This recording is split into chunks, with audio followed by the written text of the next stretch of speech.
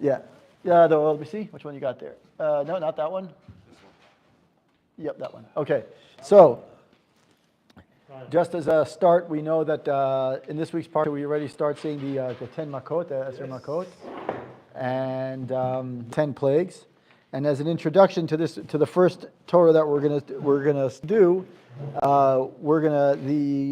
the Baal Leshem, Rav Elyashiv's grandfather, was known as a big Mekubal. He wrote the Leshem Shvova Achlama. He writes a very, very wonderful piece in the Torah, right? He writes a beautiful piece about the Eser Makot, and the question that he asks is really a question that many people ask: is, when we have the Aseret HaMakot, we are split up differently. The logic would state just like the Aseret HaDibrot, there would be 5 and 5, right? A very standard kind of split. We know that in this week's Parsha we have 7 Makot in this week's Parsha, and next week we have 3. So the Leshem and many Mefarshim asked the question as to why the Torah splits up the Makot this way, and he offers a unique answer, but it also connects to what we're about to the Torah that we're going to do. So he says that the Eser Makot, we know not only did the Eser Makot, he mentions it this way. He says that the Eser Makot, each one of the Makot, their job was to be mevatel, to cancel out one of the Koach HaTumah that was in Mitzrayim. And not only that, but it was also to reveal a Koach of Kedusha that it took place. Now, what do we know about the Eser Sfirot? This is based on the Baal Leshem Shvova Achlama. He says that what do we know about the Eser Sfirot? They're divided by 7 and 3. And he says that the 7 correspond to each one of the midot, corresponds to each one there, right? That's the one, it corresponds to the 10th. Achieve that. So now he puts in this week's Parsha are really ones that are there to connect things that are much more, let's call it, natural, if you will. And the next week's Parsha, the other three are much harder to recreate. And then next week's you don't even see the sorcerers or whatever you call them. They don't even get involved next week's Parsha. This week they're already sort of involved. They're sort of halfway involved. So he mentioned this beautiful piece. Now, the question, with that introduction, he asks, the Zera Shimshon has a beautiful, I'm jumping in the middle of Makat Arov. We know what Makat Arov is, if we look at the different Makot, let's start it this way, let's ask this way before I introduce it this way, and then we'll go to the actual Zera Shimshon. So the question is like this. Every one of the Makot is straightforward. The name is Dam, we know that there's blood. Right? Kinim. The only Makkah that doesn't have the name of the actual Makkah is Arov. Right? It should have been called what? Animals, right? Wild beast, a chayot, something. It should have been called something to make it follow this order or follow the pattern. Arov means Arov means mixture, right? So most people the Ibn Ezra says Irbuvia means a mix-up, like mash-up, right? So that doesn't follow it follows, but if we were really looking at the Makot, we should be saying is that Arov should have been called Chayot, right? Because there was just wild beasts. So there has to be something beyond just the Arov that means something deeper for us to be able to say why the Makkah is named differently. So now if we go to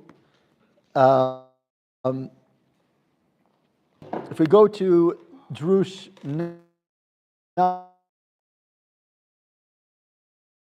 9, Drush Tet, and if you look in Drush, Vaera.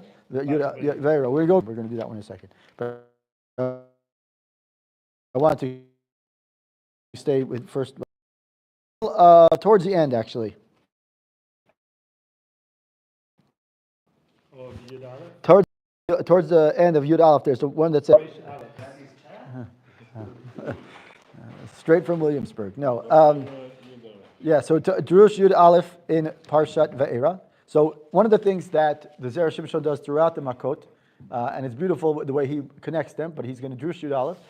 He's going he mentions in every one of the makot, he mentions the idea of midah keneged midah. And we know that's a famous idea that what the Egyptians were trying to do, they kind of, Hashem did the opposite or did something to kind of, I guess counterbalance or kind of punish them for something that they did.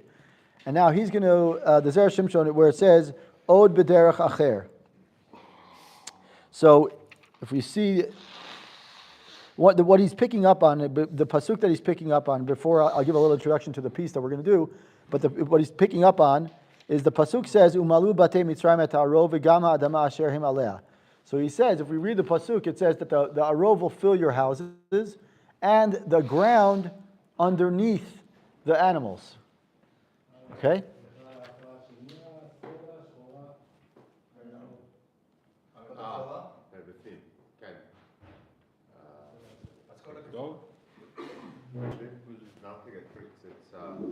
You have a Skoda? Yes. A black one? Yes. Okay. Everybody's doing black. Anyway, so he says. Okay.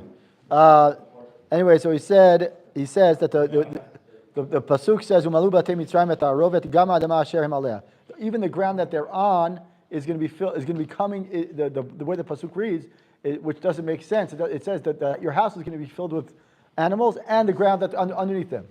So with that introduction, we're going to go to towards the end. It says Od b'derech acher. So now it says Od b'derech acher, and he asked a question. He's going now to ask a question. Why was the Makav Barov brought up upon the Egyptians at all? That's question number one. The question number two he's going to ask is how were they actually impacted by it? And how can we see this from the description in the Torah itself? So he says like this. Od b'derech acher, umalu batei Mitzrayim et ha'arov. The houses of the Egyptians were filled with this arov, whatever they are, and even the ground that they were under, even the ground that they were on was also part of it. And you have to remember the idea of arov is to completely, it's let's call it chaos, confusion, something like that. It's not the standard just wild beasts. We think it's wild beasts. It's not wild beasts, because if it was just wild beasts, then the makah would be called chayot. It's not, and there's got to be something else beyond that. The could be from like L'Arbev. But even if it was L'Arbev, so then what is the Erbuv, right? So in other words, let's think we're in the jungle for a second, right? Bears, lions, tigers, when they go in a jungle, right? Oh my, right? Right, whatever. So they usually don't. Usually what happens is if bears are there and lions are there, right? Other animals don't want to be near them, right? In other words, because they're so scared of them, right? Here we're saying is that all these wild beasts were in Mitzrayim at the same time, and they were all mixed up, and something was going on. So there's obviously something deeper that's going on. So he says like this. So why did Hashem bring the makah, the plague of the wild beasts? Meaning he brought a variety of different animals. Right? Different, consisting of different kind of animals. Right? It was only because of the reason that the Midrash says that.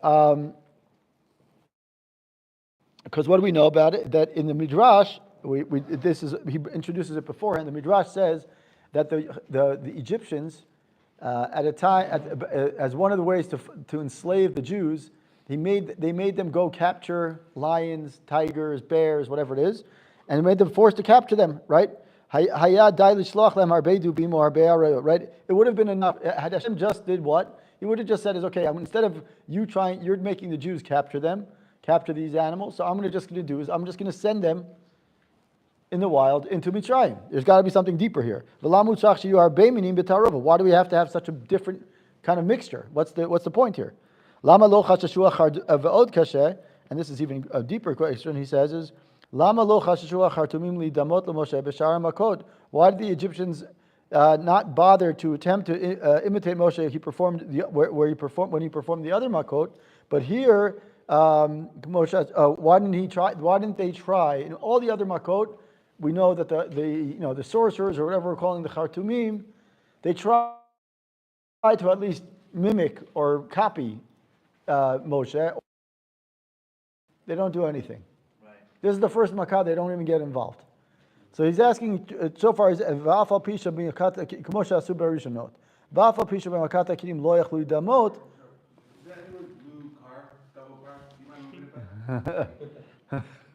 Second time. Yeah, seriously. We need more parking. We need more parking spaces. No, anyway. So he says. So even though they were unable to do it. Even though they were unable to makat kinim, they were unable to actually copy it. But They still attempted. right, hayalem lasot kem b'shar makot. They should have. Hold on, we're going to get to that in a second. Very, very good. So now he says they should have attempted at least every time we brought in a makkah. So he says, "Kamosha b'chol makkah hayalem chozek lev b'chadesh shalol shalach Yisrael." Just right every time they Paro and the sorcerers, what do? They kind of hardened their heart. They said, "We tried, we can't do it. At least we tried." Here, he doesn't even try. So there's obviously the Zera Shimshon is going on a direction of something's going on here, that the arov is much deeper than just a mixture of animals, because the mixture of animals in of itself doesn't make sense, because the animals would never go together, right? These animals would never go together in a regular jungle. They'd attack each other.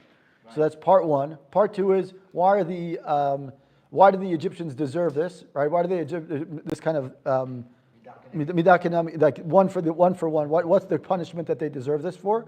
And the third one was, why didn't the sorcerers or magicians or whatever we're calling them, why didn't they attempt to it? So he says, Omnam chada metoretzet. So he says, chada metoretzet v'yera chaverta. He says, actually, if we look at it, we actually look at, even though a lot of the time you may say that these questions are not really necessarily related, he says we can actually, each one of them answers the other one. And as we all said, Yonatan ben Uziel explains that arov equals urbuvia. If we look in the Yonatan ben Uziel in this week's part, he says arov irbuvia chevat bara chevat bara. He says it's like a complete, if you will, a chillent of animals. Right, basically a complete disarray of animals, meaning that they were confusion themselves. Right, what would happen in a normal animal herd? Right, normal animal herd is that the bears stay together, the lions stay together, the giraffes stay together. Right, that would be a normal herd. Here, everything was confused. So we're beyond just the confusion is already in the fact that there was a disorder or confusion with the herds. So he says, even if they were not being confused, meaning they would have killed the Egyptians just the same. So why do we have to make a point saying is that it's an erbuvia? I mean, why do we have to say that the herds were confused, right? Whether they were in orderly fashion and the lions went in a straight line and go out and kill the Egyptians, it makes no difference to me whether they were all in one pack or they were all mixed up. It makes, right, from a plague perspective, who cares? So he says, Tzarich lomar shamaka haizo shtei raot asta behem. This makkah actually harmed the Egyptians in two different ways. And this is, achati, one of them is taital reget bahem, that it would kill them themselves. V'zeh lo hayat tzorech she'ar be'minim, right? If we know that this plague was the first time when they really started dying, meaning the Egyptians started dying. So if that was the case, we didn't need them to be what? They didn't need the confusion. I just need what? I just need them to be killed, right? So they don't need to be. If I'm only going out to kill the Egyptians, what don't I need? I need one animal. I need a group of lions to go out, kill the Egyptians, and we're done. Right. So he says, the second part of this plague is the ita bazar, and this is one thing that we have to. Zohar Kodesh says the arba vlon kol zina chochmat lihon. The makkah was not only caused confusion in all the Egyptians in their witchcraft. Right? They could no longer access any of their powers. What do we know about the Egyptians? When it says in the Psukim, and to just make an introduction and then I'll explain, describe that what the magicians were doing. It says, what's a bilatehem? Like sorcery. Sorcery. What does sorcery mean? It means quietly. They were doing it in secrecy. Why were they doing it in secrecy? So they were doing it in secrecy. This is all based on the Zohar, not something like I'm just making this up. It's based on the Zohar. They were doing it basically as, how could they remake all the makot? They can remake the makot because they were in those days they were like the chemists, right? Like, what does a chemist do? He knows the power, he knows the dimensions of all these different elements. He puts the elements together in a certain amount at each kind of thing, and by doing, let's just say they wanted to make, oxygen. So they take, right, two hydrogen and one oxygen, and make water. Sorry, two hydrogen and one oxygen, put it together, and they can make water, right? So they don't, but they never revealed to anyone else how they did it. They just did it. They did it quietly, and they're like, oh, poof, I have water. Oh, wow, that's cool, right? Or the same thing, like if they had to remake blood, or they had to make something. So maybe they didn't make blood the way it looked like blood, the way that Moshe or Hashem made blood, but they made blood to make it look like it was, they did this. Kind of like Paro sneaking out. Exactly.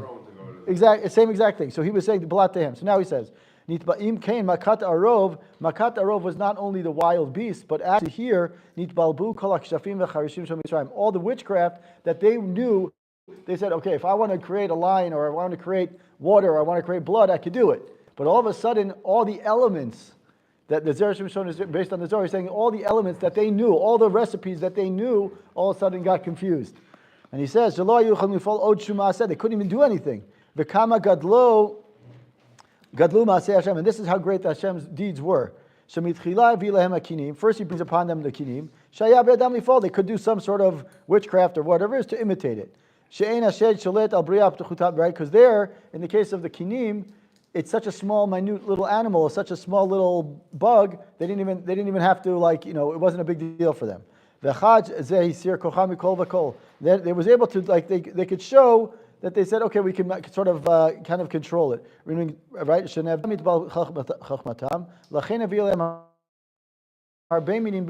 this is why Hashem said, now you want me to show your powers? I'm going to show you my powers. My powers are, I'm going to mix all the elements. I'm going to mix all the beasts. I'm going to change everything. I'm not just putting one animal, because if I just put one animal, they may say, okay, we can recreate that. But here I'm changing the entire, like the statement, I'm changing the entire world order. Hashem is saying is I'm doing something completely, everything is going to be different. So that when you think that you can recreate a lion or you can recreate a bear, I'm going to do something different so that way you can, even if you try to put the elements together, you won't get it because the elements are going to be, your recipe for whatever you're doing is confused. And then he says, so wait, so you're saying that the added value of having the mixed up chayot was besides the fact that they killed them, it's also to show them that they don't have the strength to right. So he's saying engineer. Right, exactly. So it's exactly that. So he's saying is two things. One is the wild beasts themselves. In a normal day in the jungle or wherever in the wild, animals would never go together, right? Because animals go in a herd, right? Lions go together. Like lions and cheetahs are compete. They won't stick together. Exactly. They'll right. In this case, they acted. So exactly that. So the order was Hashem said, you think that the lions and the bears can live, will eat each other? No, I'm going to set it up that they're not only not going to eat each other, they're going to mix up each other. I'm going to mix them into the one big Mitzrayim, and they're going to go out and kill you, even though they normally do what? They would go out and kill themselves. So he said that's part one. The second part is, like you said, is they're not going to be able to reverse engineer the entire process because I'm changing the process. I'm mixing up the process so they can't even do anything. Small, what? The kinim were too small, and here he's saying is now you try something a little. You think the kinim are easy? Okay, no problem. I'll show you something bigger. And then he says, "There moz al herbuv shabalim to hint that the confusion that came from abechochmatam v'zel shelo batku b'shar makot lidamot u'moshe." This is why after this one they can no longer they never try to do another makkah. And in fact, if we look at what does it say here in this week's what count is this? This is what? The count of the makkah. This is dam kinim arov is number 3. Yeah, what? 4. Kinim is number 3. I said dam. Oh, sorry, you're right. Sorry, number 4. Excuse me. Apology. Okay, so now he says that we have basically is that Hashem was mixing up all the different forces, and now he says, "V'zeu she'amar hineni mashlich b'cha b'decha v'amecha v'atecha et harov." I'm going to send. Now we can understand. He's saying is to how if we read the pasuk and we put what we just said into the pasuk, we'll kind of understand it. He says that it says, "I'm going to send upon you your servants, your people, your houses, the swarm of beasts." Shayu orgim b'hem, meaning that the beasts themselves would kill the Egyptians. But we have a question. Lamu tzrach lavi arov, right? Why we have to bring all these animals? We could have just brought halo b'min sagi achad, right? We could have just brought one. That's why lachen siyem hakatuv umalu batei mitzrayim, and the houses of the Egyptians will be filled with them. Klomar shebatei mitzrayim hayu meleim kshafim yimalu Hashem, right? The homes of the Egyptians were filled with kind of like sorcery and magic, right? Now it's going to be filled with arov, filled with this like whole disarray. V'atam shel arov ha'yakach l'rumos sheteyeh lahem irbuvia b'chokhmata, meaning that while on a regular day the Egyptians would use their sorcery and their witchcraft on a day-to-day basis, here Hashem is saying I'm going to fill your house with arov. Arov is not only the animals and the mixture of animals, but it's also the mixing up the recipes. Shaita v'gam adama asher aleha. This is a beautiful piece. And he says, what do we know about animals themselves? What is it like? If you put a lion in the middle of, the middle of Jerusalem, right? Like a wild in the middle of Jerusalem, he's not going to be able to survive. Why? Because he's not in his normal habitat. Right? Now, if we read the pasuk again, "V'gam adama asher him aleha, shaitam le'ak shufim," that meaning the land was filled of sorcery. The more he's going to get to in a second, but he's going to something beautiful in a second. But he says the more sorcery that they had in their house, the more confusion that these animals were bringing into their house. Right? Now he says, "Uvezen necha hakatuv shamar uvatecha chazar mar umalu batei Mitzrayim." It is not the way of kings to be involved in it. Right? The king himself, the Paro himself, wouldn't do the witchcraft. He'd call upon his sorcerers and say, "You do it." Right? Ela bevatecha, meaning it will be in your houses. Ratzalomar she'alu sham laharog. They'll enter into your house to kill the people. Then it's going to go into the people of Mitzrayim. Why? To ruin the whole witchcraft. He doesn't. I'm sorry. The piece the other part that he mentions that's really beautiful. He says is that one of the things that Hashem did in order, and this is what based on the pasuk itself. The pasuk says, it says, "V'ha'aretz asher." What does he say here? What does he say? I just missed it. He says, in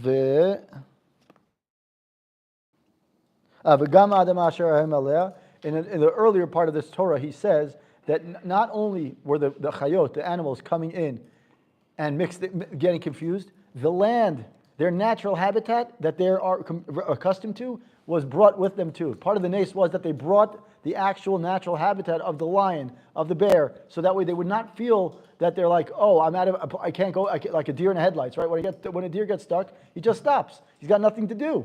So what happens? They brought the deer and the forest. Hashem brought the deer and the forest into Mitzrayim, so that way the deer would have nothing to do but one thing: kill the Mitzrayim.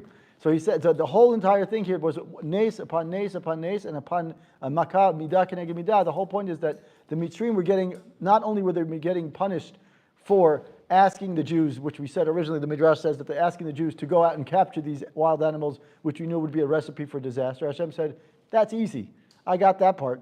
Because all I have to do is send out one kind of animal, and I'll kill the Egyptians. But here he's saying I want the sorcerers to realize that whatever their mixtures and recipes that they think that they can do, and any magic that they can do, I'm going to undo the recipe, completely confuse everything, and confuse the herd mentality, which would otherwise be the way that a wild beast would work. Right? A wild beast would go with lions, and bears with bears. He says, no, we're going to bring everyone, mix it all together, and they won't go after each other. They'll go only after the Mitzrayim. And step 3 is that they're going to also do is the Adama Asher. He says Adama Hashem Hem Aleh means the ground that they were on, meaning that they'll take them from the forest. They'll bring the forest. Hashem is going to bring the forest with the animals into Mitzrayim, so that way then then they have nothing to do but to go out and kill.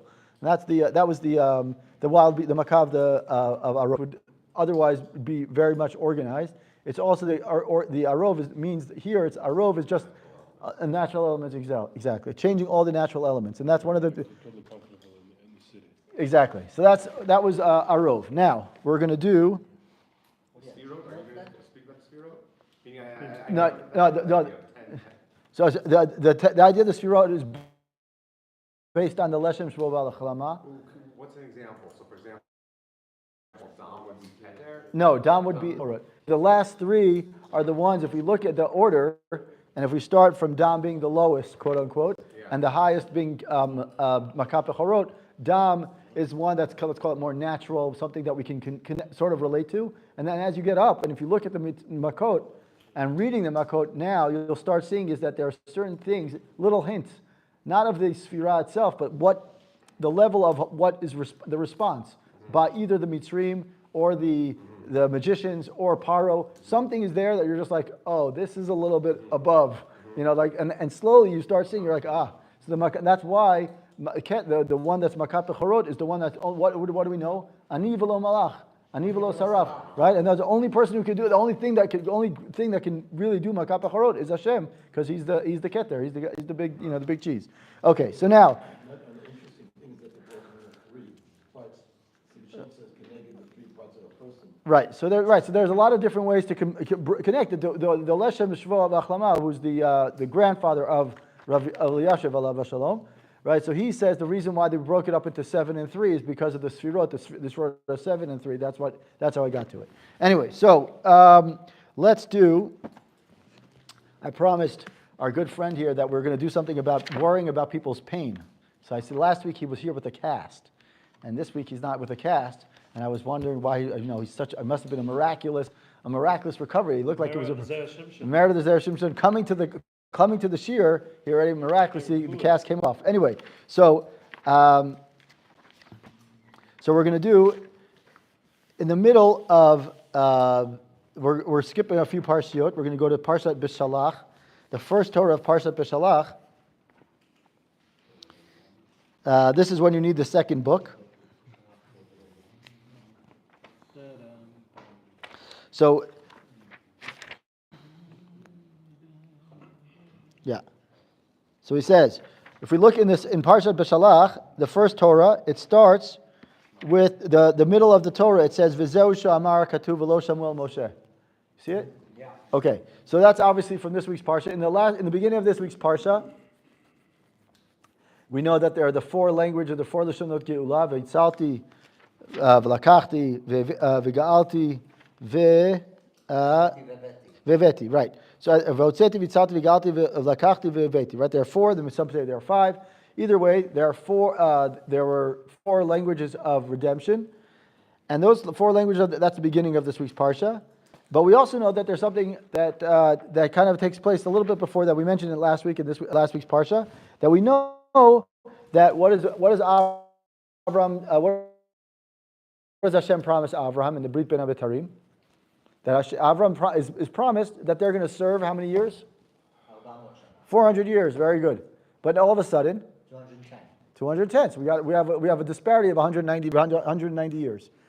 So the question is, what are the Zera Shimshon is going to ask the question is what are the ramifications of taken out earlier? Okay, so now we're going to hold that in your head for a second, and now he's going to say in the middle of the Torah on Parshat B'Shalach, the first one, B'Shalach, the Torah Aleph. It says it. Where does it say? At the bottom. Yeah, it says here V'yesh Lomar.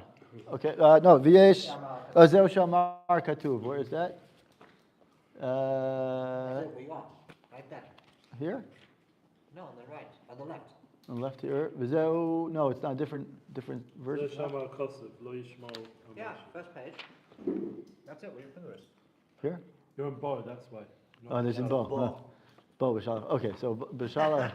There we go. I wonder why I'm confused. Anyways. Okay, so. Totzag. Yeah, right after Pesach. So. Okay, so I'll put my shameless plug again. February 11th. Charles or Shaul invites everyone to come to the Hilulah that he's having. He's coming in special for it, February 11th at Abu Chatzera, yeah, with all the bottles of arak. He's coming in special for it, and he's making a very big deal about it. So please make sure to put that on your calendar. Anyway, so it says in this week's parsha, it says that when he starts, what does Moshe do? Moshe says, I'm going to start, in last week's parsha where he starts talking about the Geula. He starts saying, I'm here to save you. right? Right. Hold on a second. Now here we go. Now he says, "V'adarabba." What should have been the natural inclination of a person who says, "Moshe is Moshe, I'm here to save you." What? I'm saying he says to people, he says, "I'm here to save you." What? And they've been slaved for. Let's just say they've been slaved for 150 years. Show us the proof. Finally, exactly. Right? If someone says, "I'm here to save you," yeah, right? Where have you been? Exactly. Adarabba. Hayalem litnachem b'shmuah b'sorah, right? And he says that the Sorah Tova.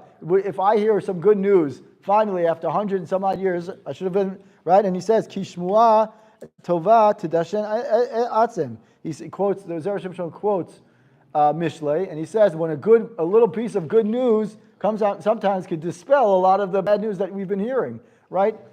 We can look at it this year, if we look at this year, we hear a little bit of good news dispels a lot of the not so good news that was going on. Amen. So he says, Yisrael hayu mityarim. So this is where it is. So it says, the Jewish people were afraid, the Bnei Israel were afraid. It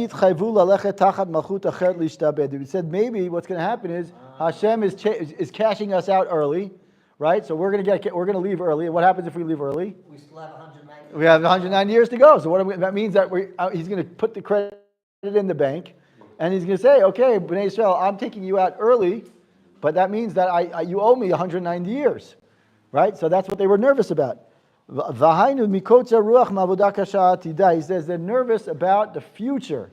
They're nervous about what's going to happen in the future. They're nervous that maybe Hashem's going to say one day, what's going to happen? One day he's going to say, no problem, I got you out early, now it's time to pay up. So here he says, what do we know about right before the Lo Shamuel Moshe? It says the Daled Lashonot Geula. V'hotzeti v'yitzalti v'ga'alti. Right? He says, I'll take you out, each one of them. And it says, V'hem romzim legaluyot. And the Jewish people, each one of the four Lashonot corresponds to one of the galuyot. Right? What? Yeah. Right. So it's quoted. It's based on the Balaturim, and it's also based on the Yerushalmi Masechet Psachim. It says, "Uktiv by Ber Moshe Kenu Bnei Israel." Right? It says Moshe says this to Bnei Israel. Shamar lem ken mamash.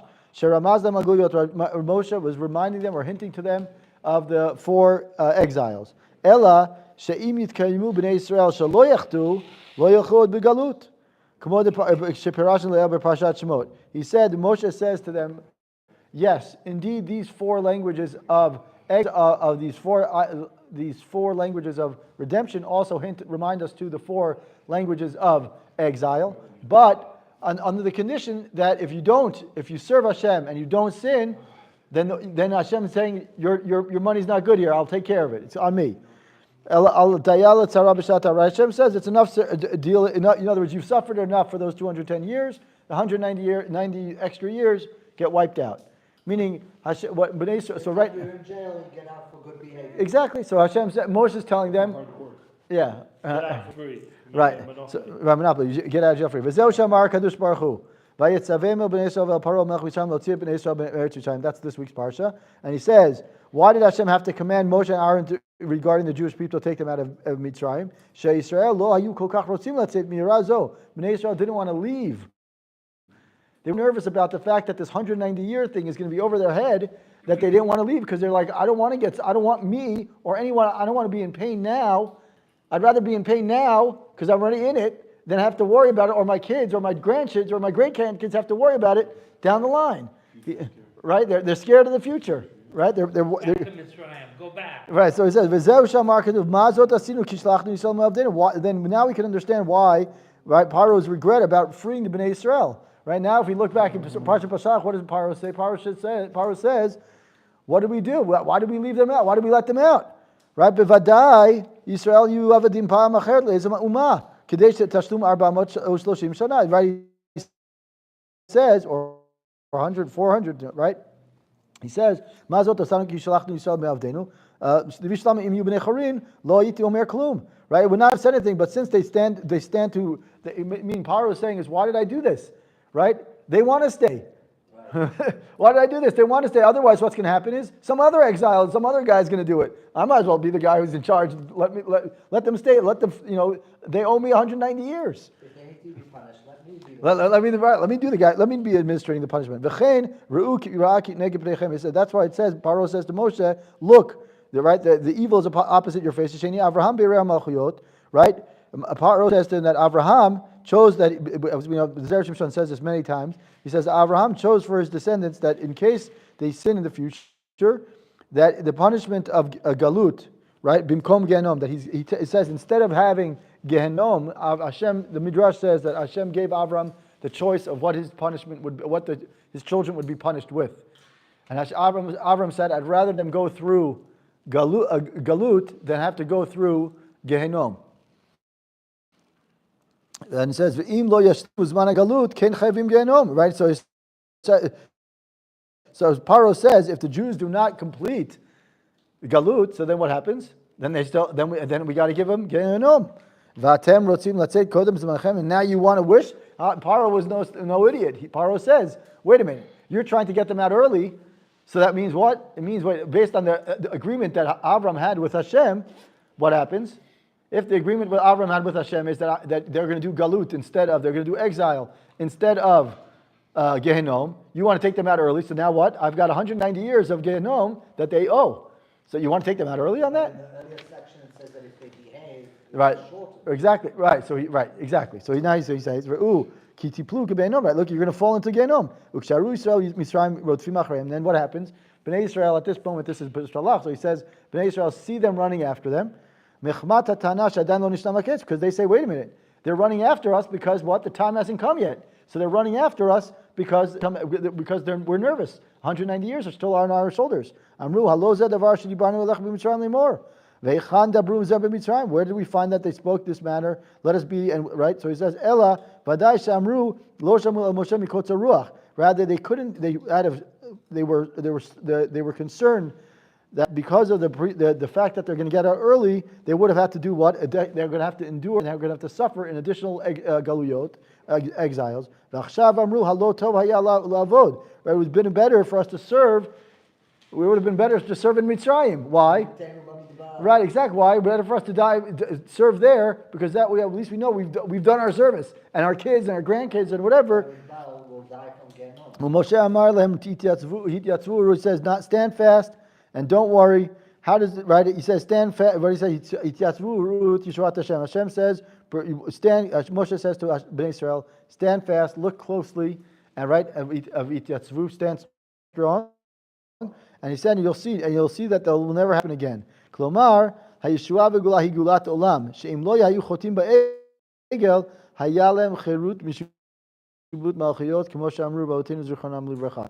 In Eruvin, the Masechet Gemara in Eruvin says that had Bnei Israel not sinned with the Chet HaEgel, there would be no more galuyot. They would have been freed of all the galuyot. The Chet HaEgel, that was that's a fascinating thing. Meaning Moshe is telling Bnei Israel, even though we're looking at a Parshat Peshalach, but we can look at it from the lens of this week's Parsha already. He's saying is anyone else to suffer for 190 years. But Moshe is telling him, don't worry. If you don't sin, like you said, if you don't sin, it's all over, right?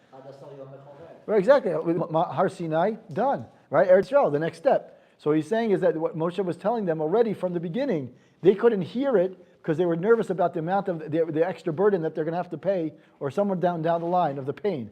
So the pain, feeling someone else's pain, this is what Bnei Israel was doing. They were feeling someone else's pain. They were feeling their children and their grandchildren, their great-grandchildren's pain, saying is we'd rather suffer now than them have to suffer later.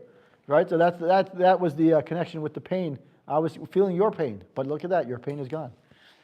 Okay, so that was number 2. Now, last week I've seen the other shirt said that why the Moshe. That's also why the Moshe used when Hashem told him. Moshe asked him, "What's your name?" That I'll be what I will be. right, He's talking about future. right. The future will be good. Yes, that's right. Whatever it is, the future will be good. Correct. That is correct. Now, okay, let's do. Just the only certain thing that Okay, we did the. Okay, so now let's see. I always like to add Parshat Vaera. It has the last one is a cute one, so I like to do it in case we have a little bit of time. So we'll do the last one. It's a very short one, Parshat Vaera. So it says the last one of Parshat Vaera is a cute one. It's something that I've never seen it before, but it's got the little box at the end of it. Do you see it? It's like a box or lined up. There's letters lined up. Is that right? Yeah. Okay, right. So yesh latei tam lama. Yeah, Yud Zayin. Say again? We're back to Vaera. Vaera Yud Zayin. So he says like this. Yesh latei tam lama b'makat hakinim v'ashchin v'achoshech lo matzinu behem ha'tara al paro kodem makah b'chol b'shar makot. We see 3 makot. He says so there are 3 makot. Warning from Hashem. Any warning to Paro. There are 3 of them. All the other 7, Hashem or Moshe comes to him and says, listen, Paro, I'm just giving you a warning. Something's going to happen. With Kinim, with lice, with Shchin, and with Choshech, there aren't. Kinim is the lice, Shchin is the boils, and Choshech is the darkness. And he quotes the Ita B'Yalkut HaRuveini, Yalkut HaRuveini is a midrash, and the Shem is Sefer Pliyah, in the name of the Pliyah, which is a Kabbalistic work. He says, Shalot Shmakot Hayu Meshamshot B'Yachad in Kinim, Shchin V'Choshech. B'chol Makash Shimsha Achat Shimshu Shtaim Achirim Ima. Hari Kinim, Shchin V'Choshech Klula, Kol Achat V'Shloshtam Kazeh. So he says that these 3 makot are unique. He says that the Sefer Pliyah, which is a Kabbalistic interpretation on the interpretation on the midrash, and he says that these three plagues are unique because they served every one of them together. What does that mean? He says that whenever one of these makkahs served as the primary, whichever one of them was the primary makkah, let's just as an example, kinim, which was the lice, right? Shimshu shtaim acharet imad. The other 2 were sort of like support systems for the makkah. Meaning, so when you had kinim, you also had choshech and shchin. What does that mean? Now, if we look at a thing about logically, what happens when I get bitten by lice? I get boils, right? Yeah, sure. I get like a little bump on my thing, right? I get a little mosquito bite, right? I get a mosquito bite, right? Boils, not the boils. Well, hold on, right? Right now, I'm just thinking about this out loud now, right? I get little bumps, and when do the lice usually come out? At night. Choshech, shchin, kinim.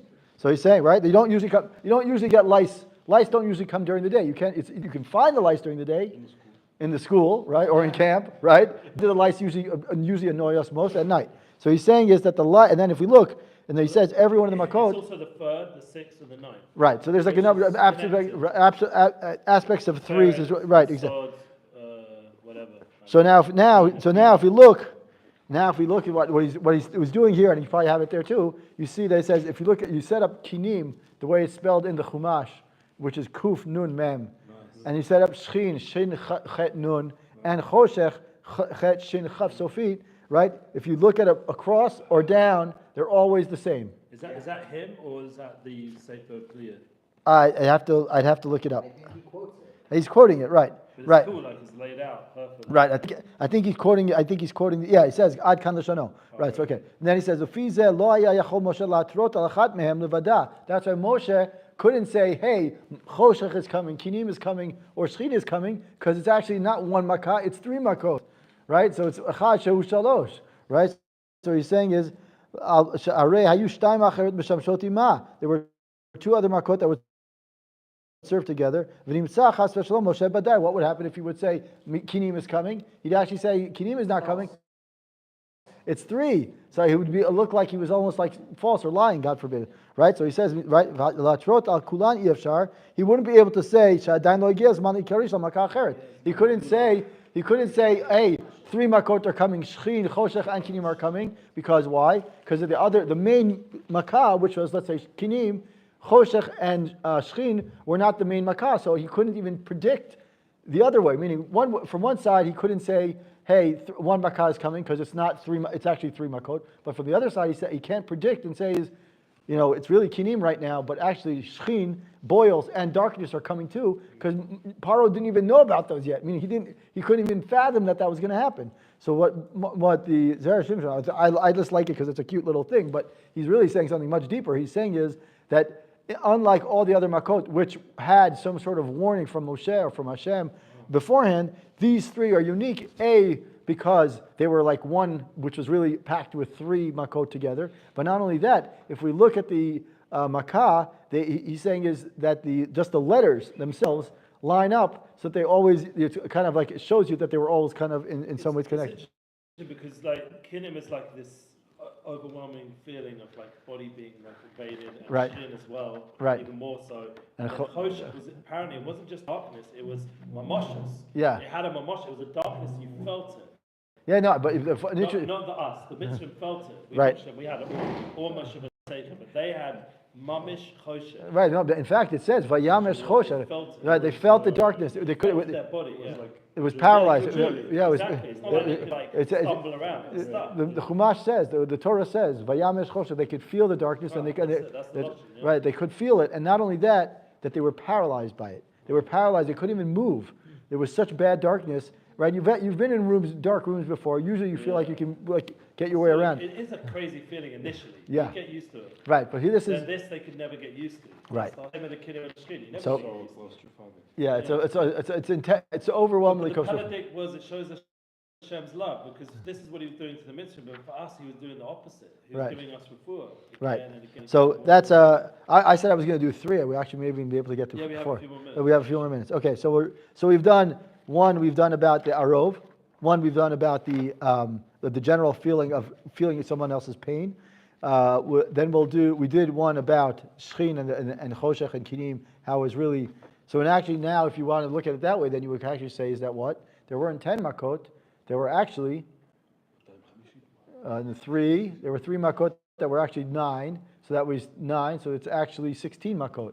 Because why? We have 7 makot that were just makot, and then 3 of them had 3 together. So it's 3 times 3 is 9, plus 7 is 16 makot. Anyway, so now we'll go to the makah of That is not the Haggadah. what's that? The 16 is Yeah, 16 is not an option in the Haggadah, right? It's either 100, right? Anyway, so I'm going to tell this. I'm going to give this one outside only because it's a little bit long in this Zera Shimshon itself. But so we'll go to Makar Tzvardea, the frogs. So Should have in mind learning for Ilya Nishmas, Ariel, and Rob Steiner. what? That these 3 he cannot warn. No, I couldn't warn them because each one of them had 3 of them. Each one of them had the other 2 in it. So each one of those 3 had 3. Okay. So you got it? Meaning kinim had a little bit of aspect of choshech and shchin inside of it. And shchin, each one of them had kinim and choshech inside of it. And choshech had kinim and shchin inside of it. So Okay. okay. So anyway, so now Have him in mind. who's that? Elon Tom. Ishmael? Tom? Oh, He used to come to the show. yeah. He passed away. When? just now. Oh wow. So Ilya Nishmas. Elon Ishmael. Wow. And What was his to name? His family. What was his name? Ariel. Ariel? His mother's Ben Dori. I don't know what his father's. Oh wow. I'm sorry to hear that. I know his father. Ben Avraham. When is the? I guess it'll be tomorrow, but. Tomorrow. Okay. Friday, okay. Oh. Yeah. He was one of our long-time attendees. Yeah. It was the guy with the cool shirts.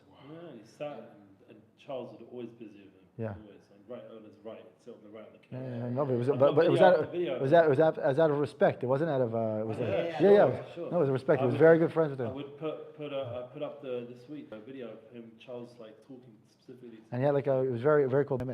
Okay, so anyways, let's have the learning for the Linu Nishmat. All the learning we did, which should be Linu Nishmato. But in general, this Torah, I'm going to do out Baal Peh, just so that we don't get stuck in the middle. So the Makat Svardeim, there's 2 midrashim.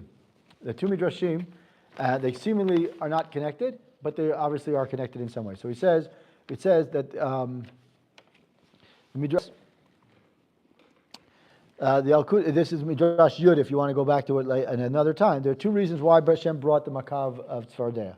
One is that the Bnei Israel, that the Mitzrim, the Yalkut Shimoni says that the Mitzrim asked to destroy a nation. It says, Mitzrim ikshu la'abed umah she'atida lekabel Torah shenimshal l'mayim shneimar ho'yot tzavet yilchu l'mayim yavo davar shegidlo b'chiyato b'mayim v'yipara mehem.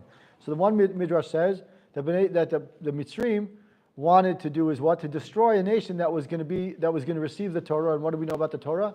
It's like water. It's compared to water, right? So the animal that lives in the water, what is an animal that lives in the water? The frog is going to come and take care of the this is Drush Yud in Vaera. And then, so that's part one, Midrash part one. And then Midrash part two, the second Midrash says that he says that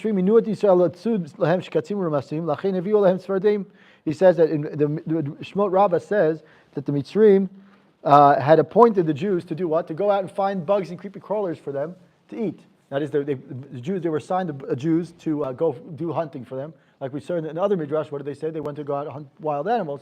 So here, they went to go hunt little, creepy crawlers, because that's what the Mitzvah. So Hashem said, "Oh, you're doing that. I'm going to find you. I'm going to flip it over. And what animal eats the creepy crawlers?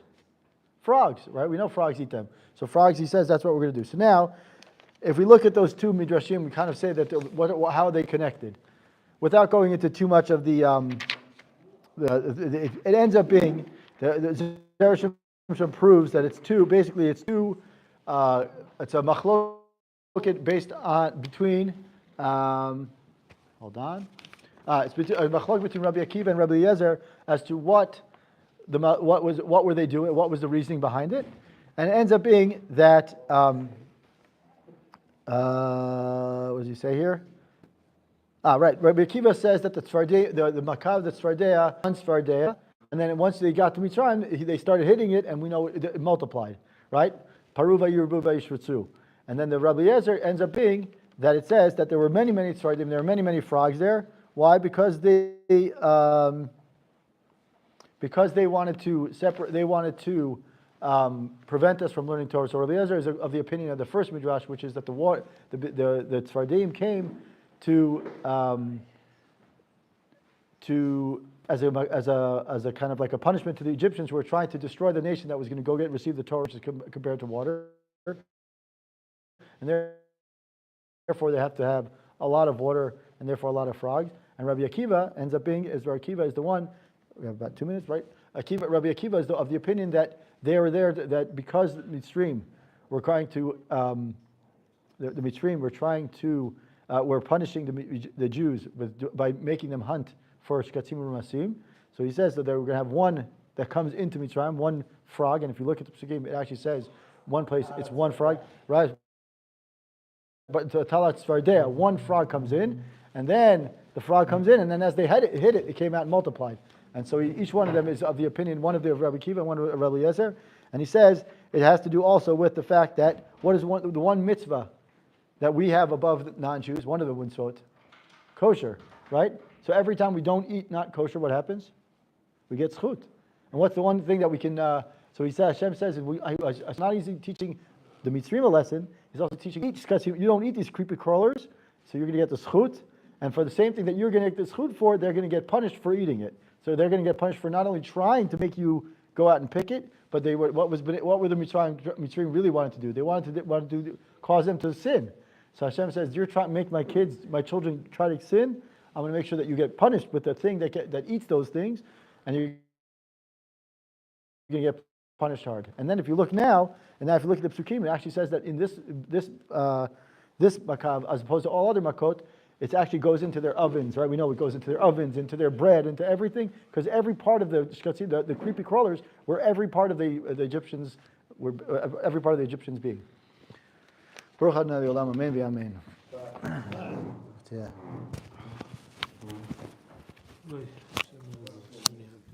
You have a minute, 35, 40 seconds. Depends who you ask. Right? Speechless.